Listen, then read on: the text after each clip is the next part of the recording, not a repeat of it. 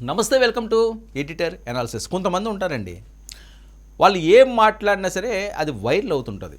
సరే, అది కాంట్రవర్సీ అవనివ్వండి, లేకపోతే వేరే రకంగా సరదాగా మాట్లాడడం అవనివ్వండి, లేకపోతే వేరే వాటి మీద డిస్కస్ చేయడం అన్నది అది డిబేట్లో అవనివ్వండి, వేరే రకంగా అవనివ్వండి. అంటే ఒక్కొక్కరికి ఒక్కొక్క స్టైల్ ఉంటుంది.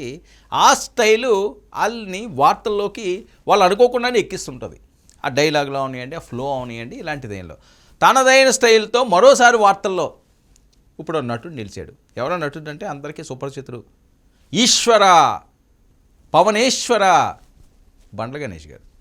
ఆ డైలాగ్ ఎంత పాపులర్ అయిపోయింది. ఏంటంటే పవన్ కళ్యాణ్ అంటే అంత పిచ్చి అతనికి. చిరంజీవి గారన్నా పవన్ కళ్యాణ్ గారన్నా. ఇప్పుడు బండ్ల గణేష్ వార్తలు మళ్ళీ వైరల్ అవుతాయి. అసలు బండ్ల గణేష్ ఏంటి, ఇప్పుడేంటి, ఆయన ఎందుకు అంటే ఊహించని విధంగా బండ్ల గణేష్ ఇప్పుడు ఒక వార్తను జనాల్లో కుదిరేటండి. ఆయన మాట తీరు, భావోద్వేగాలు అందరికీ తెలిసినవే. అభిమానాన్ని బహిరంగంగా వ్యక్తపరచలో ఎప్పుడు కూడా ఆయన చర్చనీయాంశంగానే ఉంటాడు. నేను ఇందాక వేసిన డైలాగు. అయితే ఇప్పుడు చంద్రబాబు నాయుడు గారు ఏపీ సీఎం బండ్ల గణేష్కి అపారమైన అభిమానం అండి. ఇప్పుడు దాకా మనం ఏమనుకున్నాం, చాలా మంది ఆయన కాంగ్రెస్ అభిమాని. అలాంటిది చంద్రబాబు నాయుడు గారు అంటే బండ్ల గణేష్కి పిచ్చట. చాలా తక్కువ మందికి తెలిసిన అంశం ఇది. ఇప్పుడు ఆయన ఒక అద్భుతమైన నిర్ణయాన్ని, అంటే ఒక సెన్సేషనల్ నిర్ణయాన్ని ఈరోజు ప్రకటించాడు. ఆయన అభిమానానికి ఎలాగ అభిమానం చూపించుకోవాలి, ఎలా వ్యక్తపరచుకోవాలి అంటే ఆయన అభిమానంతో సంకల్ప పాదయాత్ర సంకల్పయాత్ర అంటే అది వేరే అంశం. సంకల్ప పాదయాత్ర ప్రారంభిస్తున్నాడు బండ్ల గణేష్. అసలు బండ్ల గణేష్ అంటే ఏదో సినిమా తీస్తాడు, లేకపోతే వేరే కాంట్రవర్సీ ఏవో ఆయన మాట్లాడతాడు, సెటైరికల్గా మాట్లాడతాడు, కొన్ని అంశాల్లో వేరే రకంగా ఆయన యాక్టివిటీస్ ఉంటాయి అని కదా మాట్లాడుకోవడం. ఇప్పుడు ఒక రాజకీయ నాయకుల్లాగా సంకల్ప పాదయాత్ర ప్రారంభించడం ఏంటి? అందులోని బండ్ల గణేష్ ఎవరి కోసం? చంద్రబాబు నాయుడు గారి కోసం. ఏదో పవన్ కళ్యాణ్ గారి కోసం చేశారు ఇలాంటివన్నీ ఉంటే ఓకే, ఆయన అంటే అభిమానం కదా, ఆయన డిప్యూటీ సీఎం అయ్యాడు కదా. కానీ వినూత్నంగా ఊహించిన విధంగా బండ్ల గణేష్ చంద్రబాబు నాయుడు గారి కోసం సంకల్ప పాదయాత్ర.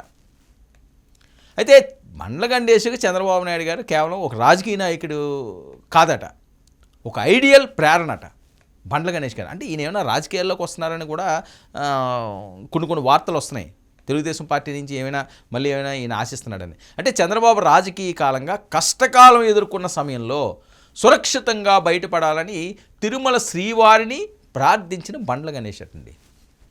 తిరుమల శ్రీవారిని ప్రార్థించారట. కష్టాలు వచ్చారంటే కొండంత దేవుడు, కష్టాలన్నీ కూడా కడ తీర్చే ఏడుకొండల స్వామి. అందులో ఎటువంటి అనుమానం లేదు. ఎందుకంటే కోట్ల మంది ఎందుకు వెళ్తారు? ఏదో జరుగుతుంది, వాళ్ళకి మంచి జరగకపోతే చాలా గుళ్ళు ఉండగా నేను చాలాసార్లు చెప్పిన సందర్భాలు ఉన్నాయి. ఆ గుడికే ఎందుకు వెళ్తారంటే పవర్ ఉంది అక్కడ, ఖచ్చితంగా ఉంది. అనుకున్నది సాధిస్తారు కాబట్టి వెళ్తారు, లేకపోతే ఎందుకు వెళ్తారు? ఇప్పుడు ఏదైనా ఒక ప్రాంతానికి వెళ్ళారనుకోండి, కొన్ని ప్లేసులు ఉంటాయి, ఆ ప్లేసులు ఖచ్చితంగా చూడాలి అంటారు. జీవితంలో ఒకసారి ఎందుకు చూడాలి అంటే సంథింగ్ అక్కడ ఏదో ఉంది, ఎక్కడా లేనిది అక్కడ ఉంది, అది చూడాలని ఉంటుంది మనిషి అన్న తర్వాత. సో ఇది కూడా అంతే. తిరుమల శ్రీవారిని ప్రార్థించుకున్నాడటండి. ఆయన సురక్షిత బయటపడి ఏంటి, ఆయన జైల్లో ఉన్నప్పుడు లేకపోతే ఆయన కష్టకాలంలో ఉన్నప్పుడు దీని మీద ఆయన ప్రార్థించేటట. చాలా ఆలస్యంగా వెలుగులోకి వచ్చిన అంశం ఇది. చంద్రబాబు మళ్ళీ ముఖ్యమంత్రిగా బాధ్యతలు చేపట్టాలని ఆయన మనస్ఫూర్తిగా మొక్కున్నాడట. ఇది ప్రచారం కోసం కాకుండా నిజమైన నమ్మకం, భక్తితో చేసిన సంకల్పం అంటున్న బండ్ల గణేష్. అసలు ఊహించగలమా ఇది? ఇదేదో సరదాగా నేను మాట్లాడలేదు. ఆయన మీద ఉన్న ప్రేమ, అభిమానం, ఆప్యాయత, దేవుడి మీద ఉన్న నమ్మకం, నా ప్రార్థనలు, నా మొక్కులు ఆయన్ని సురక్షితంగా బయటపెట్టినాయి. ఈరోజు ఆంధ్రప్రదేశ్ సీఎం కింద చేసినాయి, 164 స్థానాలు ఇచ్చినాయి. సో మరి నేను చేసేయాలి కదా అంటున్నాడు ఆయన. ఎన్నికల అనంతరం భారీగా మెజారిటీతో విజయం సాధించి ఆయన సీఎం అయ్యారు. అయితే తన మొక్కు నెరవేరిందని బండ్ల గణేష్ ఇప్పుడు భావించారట. మొక్కు తీర్చుకునేందుకు ఆయన నిర్ణయం చేశాడు. సంకల్ప పాదయాత్రకు శ్రీకారం చుడుతున్నాడు. ఇంకా పాదయాత్రను కూడా మొదలుపెట్టేస్తున్నాడు. ఈ పాదయాత్ర రంగారెడ్డి జిల్లా షాద్ నగర్లోని ఇంటి నుంచే తను స్టార్ట్ చేస్తారటండి. తిరుమల వరకు ఎలాంటి హడావుడి ఉండదట. సింపుల్గా భక్తితో ఆయన యాత్ర చేయాలని నిర్ణయించుకున్నాడట.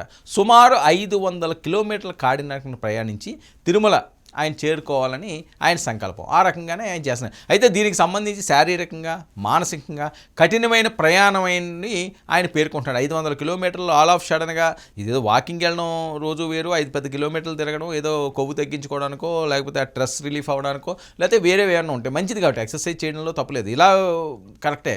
కానీ ఆల్ ఆఫ్ సడన్గా 500 కిలోమీటర్లు స్ట్రెచ్ నడాలి అంటే అది చిన్న అంశం కాదు, చాలా జాగ్రత్తగా ఉండాలి.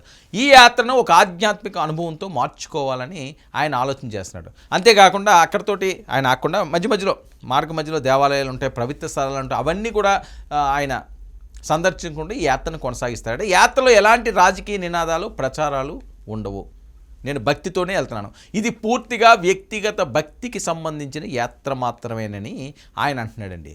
అంతేకాకుండా సినీ పరిశ్రమలో హిట్లు ఫ్లాప్లు రెండింటినీ ఆయన ఎదుర్కోవడం జరిగింది గతంలో.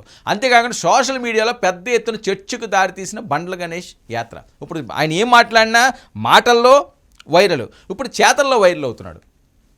కొందరు ఆయన భక్తిని మెచ్చుకుంటుంటే మరికొందరు విమర్శలు కూడా చేస్తున్నారు. విమర్శలను పట్టించుకోకుండా నచ్చింది చేసుకుని పోతాను నేను, ఇదే నా మనస్తత్వం అని బండ్ల గణేష్ ఆల్రెడీ చెప్పేస్తున్నాడు. అంతేకాకుండా సినీ పరిశ్రమలో కూడా చర్చనీయాంశంగా మారుతుంది. చాలామంది ఇదేంటి సడన్గా సినిమా హిట్ అయితే ఏదన్నా మొక్కుంటారు, లేకపోతే కష్టాల నుంచి కడతేరితే మొక్కుంటారు, కుటుంబాల గురించి ఎవరి స్వార్థం కోసం వాళ్ళు మొక్కుంటారు, ఈయనేంటి ఆడాఫ్ సడన్గా చంద్రబాబు నాయుడు గారి కోసం మొక్కుకోవడం ఏంటి, ఈయన 500 కిలోమీటర్ల పాదయాత్ర చేయడం ఏంటి, ఇది ఏంటి మద్దతుగా నిలుస్తున్నాడా లేకపోతే వేరే రకంగా ఉంటుందా, లేకపోతే వేరే రాజకీయ అడుగులు ఏమన్నా వేస్తున్నాడా, ఆయన ఆలోచనలన్నీ ఆడాఫ్ సడన్గా ఉంటుంటాయి.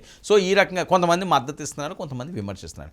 అయితే ఈ యాత్రను మాత్రం వేరే కోణంలో చూస్తున్న రాజకీయ వర్గాలు అందరి దృష్టిని ఈ సంకల్ప పాదయాత్ర ఫోకస్ చేస్తున్నది. అసలు ఏంటి రాజకీయ లబ్ధి కోసం ఏం చేస్తున్నాడా, రాజకీయ లబ్ధి కోసం కాదని పూర్తిగా వ్యక్తిగతంగా మొక్కుకుంటానని బండ్ల గణేష్ అనడం ఒక పక్క ఈయన ఎలా చెప్తున్నాడు, కానీ వినేవాళ్ళకి చూసేవాళ్ళకి ఒక్కొక్క మనిషి వ్యక్తిత్వం కోసం ఏంటంటే పూర్తిగా తెలిసిన వాళ్ళకి, చాలాసార్లు చూసిన వారికి, చాలాసార్లు మాట్లాడిన వారికి వాళ్ళు ఏం చేస్తుంటారో ఎలా ఉంటుంటుంది అన్నది అర్థమైపోతుంటుంది. కొన్ని వాళ్ళు చెప్పినా చెప్పకపోయినా వాళ్ళ మనసులో ఉన్న భావాలన్నీ కూడా ఆటోమేటిక్గా ఒక అంచనాకు వచ్చేస్తారు. ఇందుకు ఇతను చేస్తున్నాడేమో, గతంలో ఎలా చేశాడు.